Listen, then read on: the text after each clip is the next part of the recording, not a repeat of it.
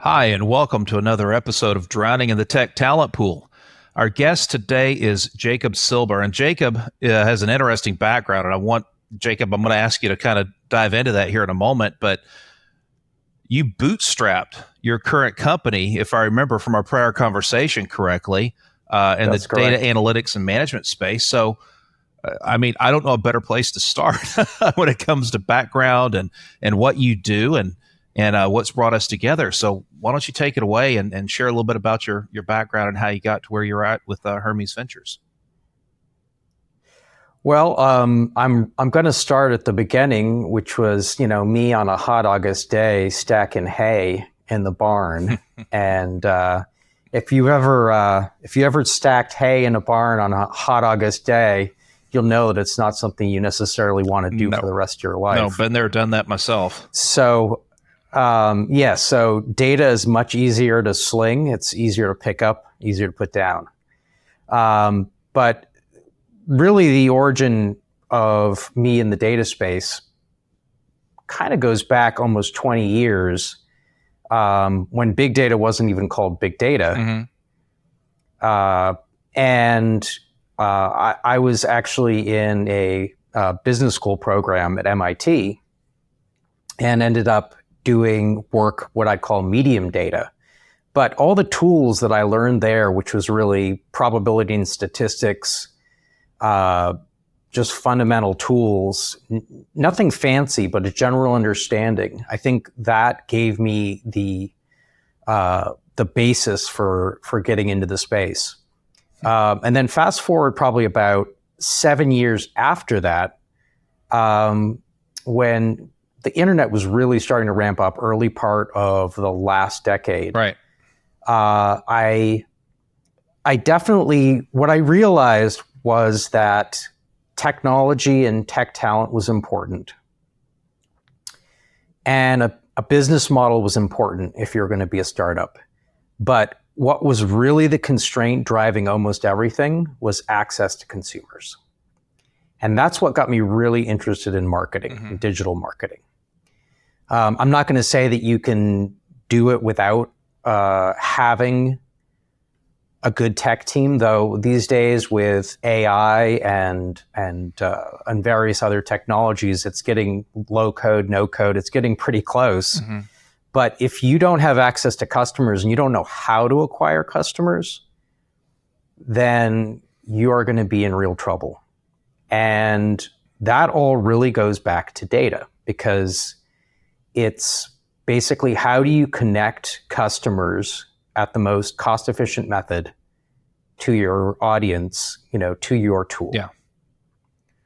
Yeah, and that's actually really interesting. That's an interesting point, Jacob. Let me just throw this idea out there for a second. Most entrepreneurs, most startups, and I know in the industry sector I sit in the talent acquisition game, we have debates, what came first, the chicken or the egg, the candidate or the client. And, we've used for years, people in the contingent side of the game have used candidates for years to gain access to clients.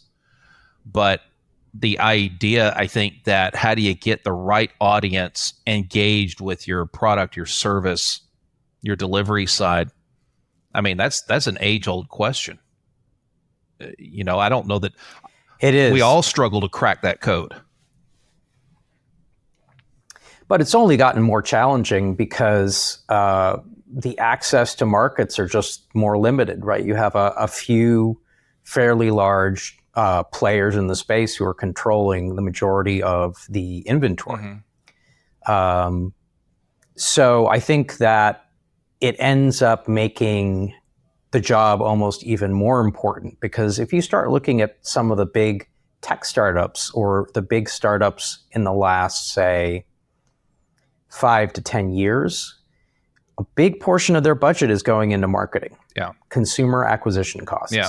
And so anyway, long story short, consumer acquisition, data, big data, that was really the origin story for Hermes. So, my company, Sabretooth, we play in the tech space. And I know there's overlap between tech and IT. And so sometimes we have overlap as well, especially as it relates to what our tech talent does. But what got me into it, interestingly enough, was a search I did back in 2017 to where we needed what the client termed a big data analytics person to come in and run this very large direct advertising budget for a company that was looking to increase its footprint in the retail power space. And they needed somebody who could come in and get this data to speak to them, if I can put it that way, and as close to real time as possible so that they could adjust, make micro and macro adjustments to how they were spending tens of millions of dollars a year in direct advertising. And, what you're talking about getting to the customer is you got to get through the data. The data, shows you how to do it in effect and allows you to bring the customer closer to your delivery or your product. That somebody developing and bringing that expertise to the table, a search for that person, is what got me into the tech space as I see it today. Data science, machine learning, and all these other sorts of things. So I'm curious, from both a talent and a business perspective, what has changed since you started Hermes to today relative to what you can do and are expected to do and deliver with the data that you work in and work with? That's a really interesting question. So I think I'm gonna start it with an anecdote, which is, if you went back 20 years, I was actually in the IT industry. I was working as an engineer, and you said to me, "What will change in the internet in 20 years from now, in terms of just the fundamental, core, basic how the internet works?" And I would have been shocked if you told me that almost nothing has changed. I mean, it's really incredible, because really just how things run, there are a few layers on top of it. Email itself as a technology has not really changed that much in 40 years. That's hard to believe. So I think that the big thing that's changed, and I might go back 10 years actually on this just to talk about what's changed, is our ability to easily manipulate large amounts of data has gotten a lot easier. And that's no shock, right? The space I work in, which is primarily consumer data, is what I call medium data, because maybe we deal with a few billion rows of data, and maybe we move like a few 100 million a day. But if you look at programmatic advertising, we're talking about tens and maybe even hundreds of billions of rows of data a day. And so much. In order to do that, you really have multiple roles now. You don't have sort of one person who's running the database and they're doing the analysis and they're prepping the data for being analyzed. Those roles are split out now.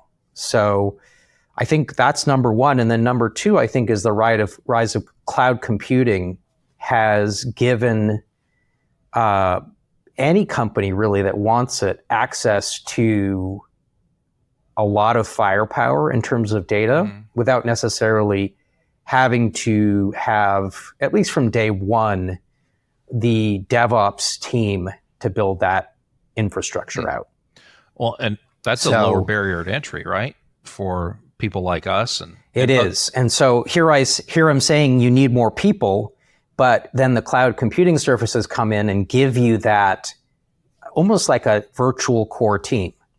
So things have changed kind of in multiple directions in terms of access, but also in terms of who you need. Yeah. And well, that's, when we look at data and we look at what's necessary today, where the barriers of entry are, what it takes to get from A to Z, I think the talent need is still there, but it's where the talent is needed, what it's doing, and how it's going about it has evolved. And it's very interesting to hear you say what you said about email. And as soon as you said it, I'm like, oh, man, that makes total sense. I can't recall any generational leaps outside of a lot of companies and a lot of groups now. Instead of using email, they use message boards, be it a Slack or a Discord or whatever it might be, to communicate. But email, I mean, we've gotten stronger, faster, more powerful, I suppose, and the ability to transmit and calculate things, to do analytics. But even in conjunction to email, it's like the core of how it works. It just is what it is. We just process it faster. Yeah, that's absolutely right. And I think if I were to go back when I got my first email account, probably a lot of people did in the 90s, not much has changed. The UI has maybe changed a little bit. How much data you can get in each email has changed a little bit, but there's a lot of technologies that are like that. Mm-hmm. People were using chat back in the 90s. I mean, yes, we have Slack now, and the features are really great, but some things, the more things change, the more they stay the same, which is people need to communicate. Well, I mean, that's key. I remember a veteran I knew growing up would always said in conversation when he's talking about his time in the military, is like, it's rifles and radios. It's ability to communicate and coordinate what you're going to do, how you're going to execute things that make the biggest difference, in his opinion, from what he had experienced. But I'm curious, when you see these changes going on, you're talking about talent as well, and you're talking about bootstrapping something, going from nothing or next to nothing into something that's significant, right? Something that's material, something, I don't know how many employees and contractors you guys have, but you're doing well. I know that you've had a lot of success with your customers, your clients out there. What do you do, or how do you approach being a more agile, more nimble, smaller, lighter on their feet kind of player in a marketplace? How do you approach getting the right talent and keeping it current? Because, you look historically at American industry and, well, this group of talent isn't where they need to be, and you end up shedding a lot of people. And now we seem to put more care and concern into upskilling and helping people develop their own careers. I'm curious, what tact you all have taken, and what are the pros and cons you've seen come from that tact? I think my core strategy organizationally has been automate as soon as possible, but no sooner. Mm-hmm. And what that means is, in the context of our business, is we end up automating when it's a little painful. But we automate when it's painful because we know that the demand is there internally, and we can build without building redundant technology. And most companies, even if they're not technology companies, the technology staffing is a very big portion of their budget. Yeah. And building stuff that sits on a shelf is expensive from a multiple standpoints. First of all, it's expensive because you got to pay people to do the work, and then it doesn't get used. Second, engineers don't like to build stuff that isn't going to be used. So figuring out that gap and figuring out, okay, we've had someone do this 20, 30 times in a row. We see the demand there. It's time to get our engineering team on turning this, productizing it, whether it's internal or external, is a really important balance. Mm-hmm. So along with all that, I think you have to push people to continue to try new technology, even if it's something you don't use. And I think that's a core piece of upskilling. So if I think back to the 80s when we got our first home computer, there was a giant screw on the top of the computer, and depending on how far you turned it, it would either start up successfully or give you errors. And which is kind of crazy when you think about it, right? I've managed to stay personally pretty current with technology because I'm a tinkerer. But if your team's not staying current with technology, that can be as big of a problem. So I think, pushing people, even if people say, well, I want to do X, and that X is learning the new technology, sometimes they don't. And then there are people who want to learn every new piece of technology and not focus on sort of what's core to the business. So I think maybe that's the balance, between people being comfortable in their roles and what I call shiny penny syndrome, where you're always chasing the new technology, even if it doesn't make business sense. Yeah, I read a study recently, and I can't, just off the top of my head, I'm not recalling exactly where I read it, but to summarize what they had studied, they looked at specific job title descriptions from 5 years ago to current year. And the one that jumped out at me is just your standard run-of-the-mill financial analyst. They said the actual job requirements description today is about 20% different than it was 5 years ago. And we talk about... That's not too bad, actually, 20%. Yeah, but it's financial analyst. It's not a Python developer or somebody dealing in ML or deep learning or whatever. It's a role that is pretty run-of-the-mill, and you expect it to be very repetitive and doing all this sort of thing, which I think actually makes it a prime target for AI and automation in respect to that. But what struck me as interesting in reading that, well, wait a second. Okay, so they're doing 80% of what they did before, plus this other 20% that came in from left field or wherever. What happened to that other 20%? That original 20% that was there, and now it's something else. An article didn't address that. But I've wondered about it because from an upskilling, staying current standpoint, how do you get somebody who's technically minded versus someone who maybe isn't technically minded to move ahead and be current with what technology allows them to do? It's like... See, I'm in the tech industry when I said 20% in 5 years isn't bad, right? Oh, yeah. I was like, that's not, that's nothing. The steel mill changes about 20% a year. So, it really, I think that's a perfect example about the difference and the spectrum of, to your point, how different things are in different industries. And really that the tech industry has come to just assume that in some ways things are going to be constantly changing. And that's not easy for everybody.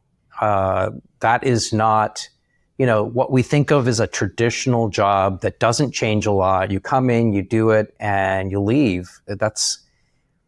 Those jobs are being replaced. Probably with the exception of trades, where I feel like you can have a much more stable career because electrical codes don't change 20%. Well, or every 5 years. Let's face it. Well, actually, electrical codes do change probably 20% every 5 years. They do change. The flip side of that, when it comes to trades too, is most HVAC people are necessary where I live. When it comes to your air conditioning and that sort of thing. Otherwise, I don't think Houston would nearly have the population that it does. Everybody had moved to Minnesota or Canada even. Yes. It's just too awful hot. And what's funny is, and you hear the old cliche, it's not the heat, it's the humidity. Yeah, it's the heat. It gets pretty hot, but it's unbearable when all you can do is, even in the shade with a breeze on you, all you can do is sweat. So you've got to have it. Yeah. To make it something that people want to live in. But it's interesting to me. I kind of take things that are common and around me and try to relate them to what I see going on in the business world, and that's a prime example. I do think there's going to be positions, like you said, in the trades that to a great degree might be accelerated. Maybe they have better scheduling software or applications or tools or whatever, things of that nature. And they have a just-in-time inventory system that's built right into their truck effectively. And every time they come in, they get what they need for the next day. And that part of it's automated. But getting out and interacting with a customer, putting a human face and a name and explaining what's wrong with an AC unit or a furnace or what's wrong with their vehicle, and so on and so forth. Those are critical components, but the 20% or more of a job that's evolved out of that job, I think there's huge opportunity, to automate, to apply AI, which has to be applied specifically, in my opinion. I think broad applications are getting gobbled up ChatGPT just came out with some turbocharge tool over the weekend or the past few days that allows it to do a lot more, to have more in the box tools, I suppose, for their applications and building your own application. And we're rapidly, it seems like, moving away from these very broad AI applications to this market, which I thought we were going anyway, to where very specific applications, very nuanced IP, if you will, functionality is going to rule the day for most people. Especially, yeah, the area that gets me the most excited related to the trades is training, because as we know, the average age of somebody in the trades is significantly above the average age of somebody of the general population. And what that means is that there's going to be a tremendous demand for jobs that, for the most part, technology isn't going to really be able to take over. Right. So I think what we're going to see is a continued increase in salaries and a continued increase in how do we train people quickly. And I think that is going to be where technology plays in that space. Yeah, it'd be a huge, huge play. How do we use it in our space, though? In your space? I mean, especially, you're not Google or Amazon, right? You're not one of the big boys, like most of us aren't. So how can we leverage it in that respect for upskilling and keeping our people current and able to help lead us into the future? Well, that's a good question from a skilling standpoint. Well, when ChatGPT, I guess 3 or 4 came out, we got everybody in the company an account. And we did that not because I expect people to use it in their work, but I just wanted them to have access and say, try it out. It's a tool. See if it has any application in your work.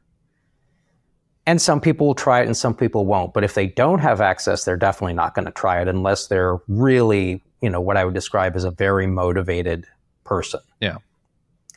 But we actually started using GPT to generate content for some aspects of our business. It's probably 2 years ago. So it would have been just when ChatGPT, well, not ChatGPT, it was just been just GPT-3 came out. And people's jobs who were in operations, they weren't writing articles. They were, how can I use this tool to accelerate content production? Okay. So still need human judgment, but what their job is changes quite a bit. So I think that's one piece of it, is that a lot of these new technologies, especially if they're being used by people who are motivated and excited by their job, is they're going to be looking at ways to find a new job themselves. So that's sort of almost, I don't know how else to describe it, but you have to find a new job yourself in your company, outside of your company. If you're not moving, you're probably going backwards. Well, you got to reinvent yourself, right? And I think that's something a lot of people are afraid of. How do you do that? Take, for example, the number of people who go to college, they get a specific degree in whatever it might be, and 5 years later, 10 years later, they're not doing that anymore. I mean, I have an accounting degree. I have a degree in biology. Yeah. So and welcome to the club. You're working with tech and data. Don't do anything related to their degrees. Yeah. I'm in a people business, or basically professional services and advisory, running around helping my clients get very specific, very targeted, and nail what they're looking for every time. And there's a science to it. There's an art to it. There's all this stuff. But at the same time, none of it's accounting. And well, when I took my first accounting class, I thought it was art because I couldn't figure it out. So I'm going to give you the. I do understand it now, but I was taught by somebody who really understood it and was able to explain it to me. For whatever reason, in the classroom, I could not get. I had certain classes I struggled with mightily, and it's not because I think the information wasn't something you could grab onto. That's not it, but I think how we consume that information, the pace at which we consume it, you also have to practice it. One of the things I noticed way back in the day when I did F&A recruiting is you'd have these candidates come out of the Big Four system as auditors. They'd have their CPA. They'd have 4 or 5 years experience. And man, they are ready to become the next controller of waste management or McDonald's or whatever. And you just look at them and you kind of have this, you want to hide your head a little bit so you don't have to look at the profound lack of recognition that everybody needs reps. You need to have been around the block enough to understand what's coincidence and what's not, what good looks like, what bad looks like, and how to manage people and build teams and manage workflows and processes. And we put a lot of effort into understanding those things and being able to lever those in our careers. And now we're at a point where potentially 3, 4, 5 years from now, maybe sooner, hey, whatever the tool is, I need to design an internal process working with my existing organizational chart that gives us the most efficient route to produce our Qs and our Ks. Most efficient process, however you want to do it. And we're going to be posing questions of something, and it's something that we have to muddle our way through over the course of reporting cycle after reporting cycle is going away, potentially. And compressing this formal education piece with, you're no longer paying a price to learn all this other stuff that goes on top of your education, if that makes sense. And I just wonder where that's going to leave a lot of people. Well, so there's a lot of things I want to respond to in that, because I think you covered a lot of interesting ground.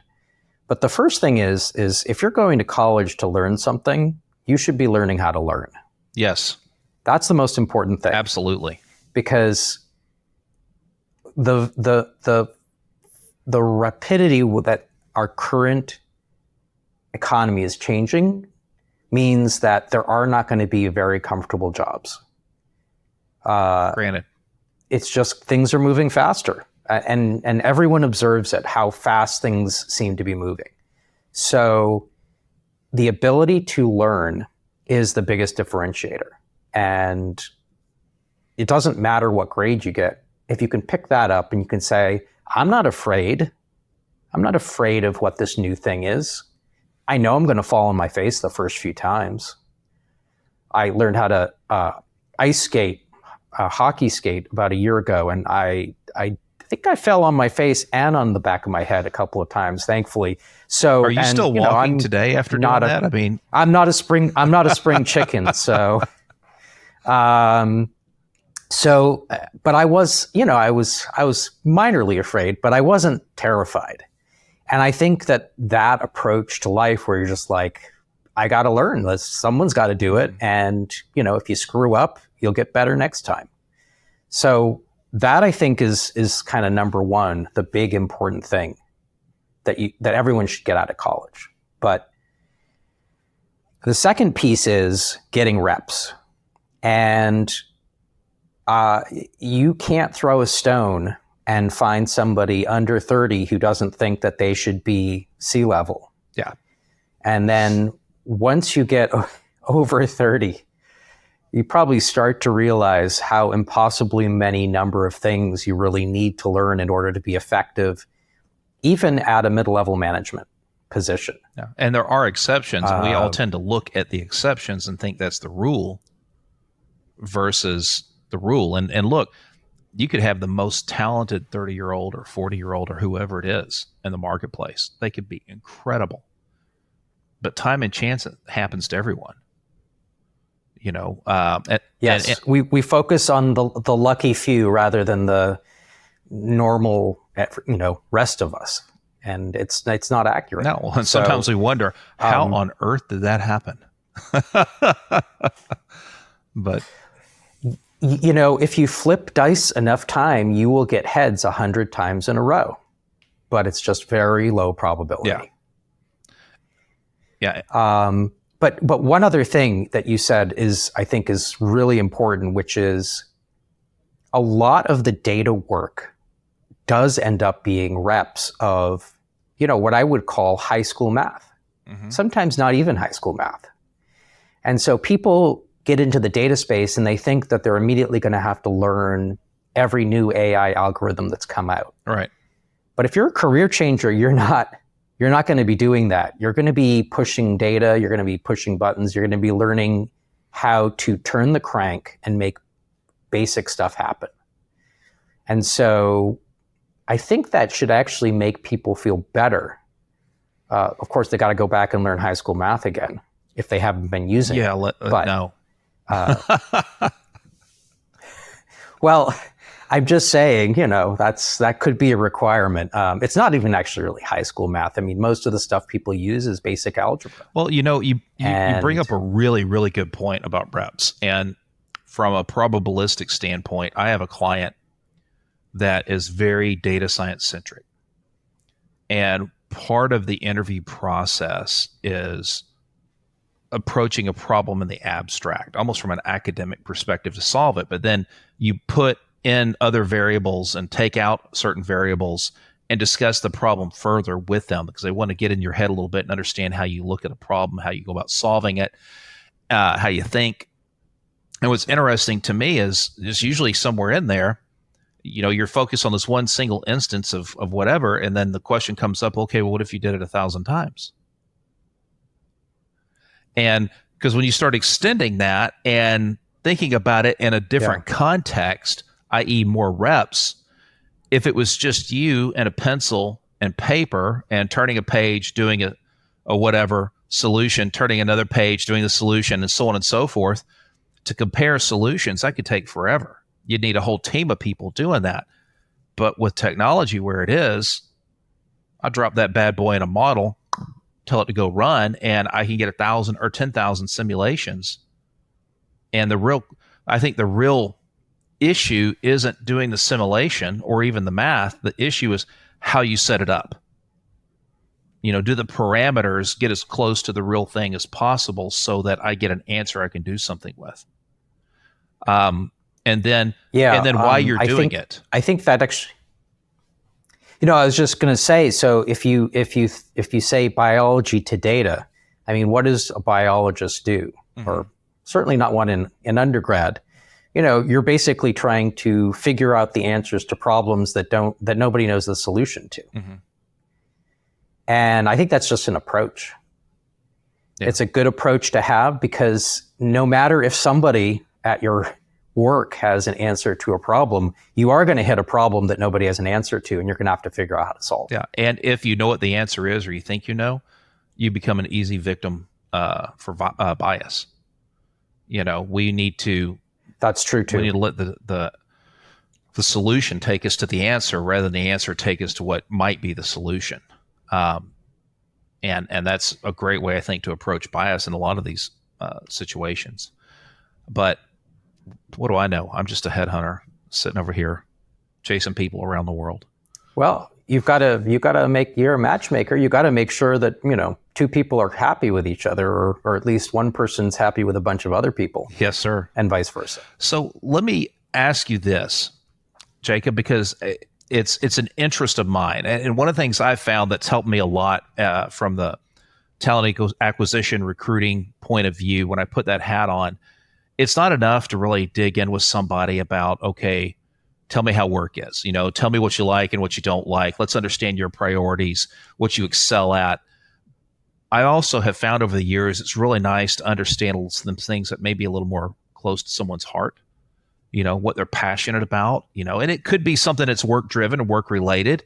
But I like to ask people, before we get to a conclusion on these podcasts, what are you passionate about? What's something that you've got going on and, behind the scenes, so to speak, or even out in the open, that really invigorates you and gives you energy to do the rest of life, kind of recharges the batteries? What's that bell ringer for you?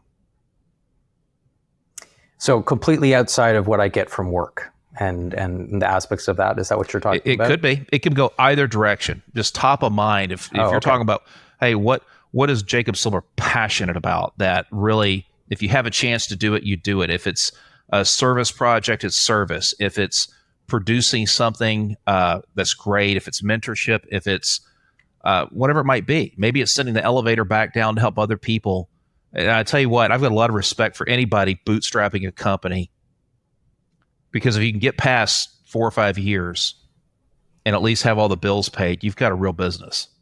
And it ain't easy. It's a heck of a lot of work. So I know you could have passion that's there, but you might have something too going on the personal side of things that, you know, you'd love to share with other people. And that's either direction, but whatever is that top of mind for you. Well, I think my passion is tinkering, and I kind of gone back to don't be afraid to fail. And so why did I learn how to ice skate? Well, I actually had no interest in ice skating, but my son decided that he wanted to play hockey, and there were no hockey coaches. And so knowing nothing about hockey and knowing nothing about ice skating, I volunteered to be a hockey coach for a bunch of 9 and 10-year-olds, which you can imagine are rambunctious. Slightly. Let's put it a nice way. So I think I just look for opportunities, whether I'm doing a volunteer activity or whether I'm just sitting around on a Saturday. What am I tinkering with? What am I playing with? What am I figuring out that I didn't know before? And you're noticing a theme here, right? It's about lifelong learning. Right. It's not to say I don't sit around and watch TV. I do plenty of binging just like everybody else, but tinkering, coming up with an idea, testing it out, seeing if it works, seeing some success, seeing some failure. I think that's what I enjoy. Well, and